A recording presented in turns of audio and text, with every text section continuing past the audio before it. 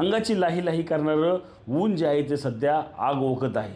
त्यात पिंपरी चिंचवड शहरातील 13 पैकी 11 जलतरण तलाव जे आहेत ते नागरिकांसाठी खुले आहेत। दुपारच्या सुमारास उन्हाच्या कडाक्यापासून वाचण्यासाठी अनेक जण जे आहेत ते आता पोहण्याची मजा घेताना आपल्याला एकूणच पाहायला मिळत आहे। नक्की या 11 जलतरण तलावाची काय परिस्थिती आहे जाणून घेण्यासाठी आपल्यासोबत क्रीडा अधिकारी आहेत पिंपरी चिंचवड महानगरपालिकेचे। सर, काय सांगाल?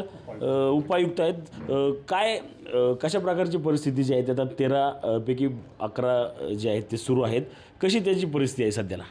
नाही, आता सध्या आपल्याला हे जे तलाव जे आहे तर ह्याच्यामध्ये टोटल 13 पैकी आपला 11 जे सुरू आहे ते पूर्ण क्षमतेने सुरू आहेत।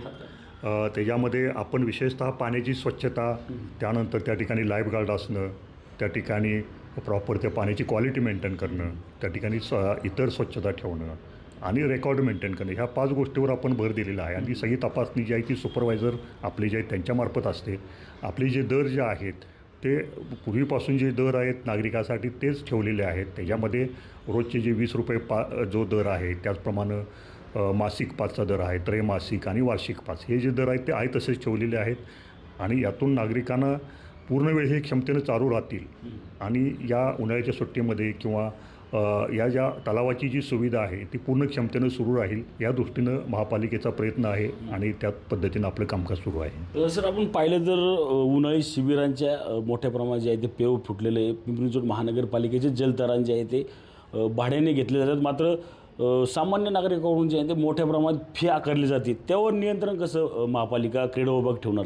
नाही, यामध्ये पूर्वीपासून उन्हाळ्यामध्ये उन्हाळी शिबिर हा उपक्रम असायचा। याच्यामध्ये काही खाजगी संस्था या ज्या आहेत त्या कोचिंगसाठी महापालिकेकडे अर्ज करायच्या आणि त्यातून या कोचिंगच्या सुविधा ज्या आहेत त्या नागरिकांसाठी उपलब्ध करून दिल्या जात होत्या।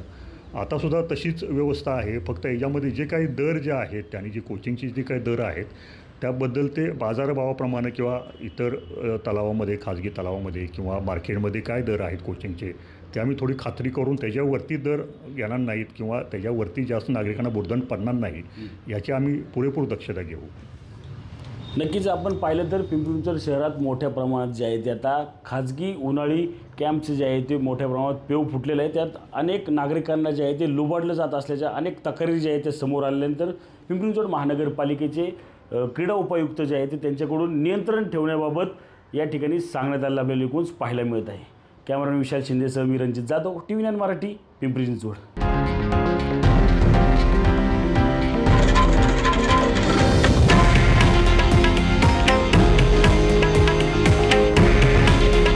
हे आहे देशातील नंबर 1 न्यूज नेटवर्क आणि आपण पाहत आहात TV9 मराठी।